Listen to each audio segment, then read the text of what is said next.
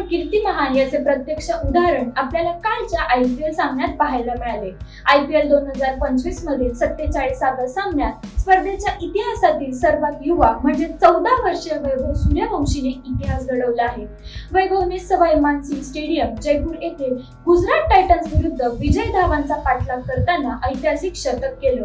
वैभवने या शतकासह अनेक नवे विक्रम रचले आहेत। वैभव हा IPL इतिहासात वेगवान शतक करणारा सर्वात युवा आणि पहिला भारतीय फलंदाज ठरला। वैभव सूर्यवंशी याचा जन्म 27 मार्च 2011 रोजी बिहारमधील समस्तीपुर जिल्ह्यातील ताजपूर गावात एका साधारण शेतकरी कुटुंबात झाला। वैभव सूर्यवंशी सध्या 9वीच्या वर्गात शिकत आहे। याआधी त्याने एका वर्षात विविध सामन्यांमध्ये 49 शतके आणि 3 द्विशतके केली, ज्यामुळे त्याची प्रतिभा स्पष्ट झाली।